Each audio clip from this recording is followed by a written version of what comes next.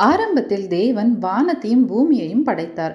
ஒளி இருளை கிழித்தது, கடல்கள் பிரிந்தது, பூமி மரங்களையும் உயிர்களையும் வெளிப்படுத்தியது. பிறகு பூமியின் தூசியிலிருந்து தேவன் மனிதனை உருவாக்கி தம்முடைய சுவாசத்தை அவனுக்குள் ஊதினார். மனிதன் தேவனின் சாயலில் அவரோடு உருவாக படைக்கப்பட்டவன்.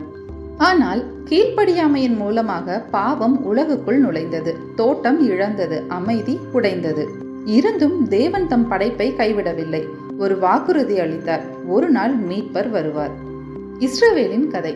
ஆபிரகாமிலிருந்து தேவன் ஒரு வாக்குறுதியான ஜனத்தை எழுப்பினார். எகிப்தின் அடிமைத்தனத்திலிருந்து மோசேயின் மூலம் அவர்களை விடுவித்தார்.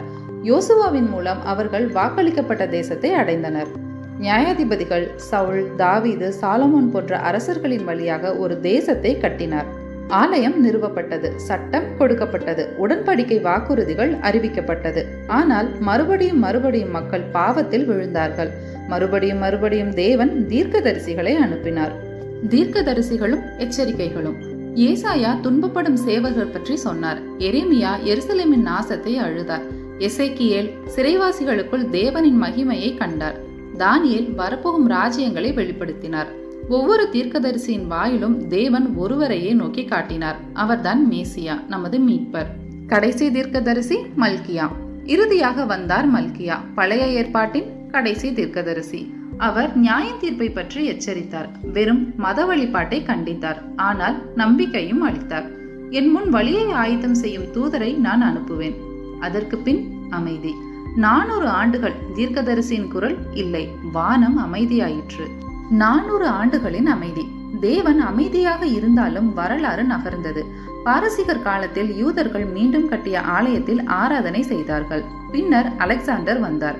கிரேக்க மொழி, கலாச்சாரம், தத்துவம் பரவியது. எபிரேய வேதாகமும் கிரேக்கத்திற்கு மொழிபெயர்க்கப்பட்டது. பின்னர் கிரேக்க அரசர்கள் விக்கிரக ஆராதனையை திணித்தார்கள்.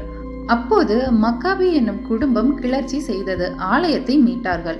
இன்று கூட யூதர்கள் கொண்டாடும் ஹனுக்கா பண்டிகை அதனால் ஆரம்பமானது.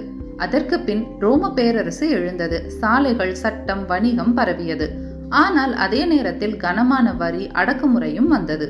ஆனால் தேவன் மேடையை ஆயத்தப்படுத்தினார். உலகம் ஒரே மொழி, ஒரே பாதை, ஒரே சட்டத்தில் இணைக்கப்பட்டது. மக்கள் மீட்பரை ஏங்கி காத்திருந்தனர். அமைதி அவர்களின் பசி, எதிர்பார்ப்பை ஆழப்படுத்தியது. அமைதி உடைக்கப்படுகிறது. பின் 400 ஆண்டுகள் கழித்து வானம் மீண்டும் பேசியது. எருசலேமின் ஆலயத்தில் ஒரு ஆசாரியரான சகாரியாவுக்கு பின் தூதன் தோன்றினான். உன் மனைவி எலிசபெத் ஒரு குமாரனை பெறுவாள். அவன் ஆண்டவருக்கு வழியை ஆயத்தம் செய்வான். அவர்தான்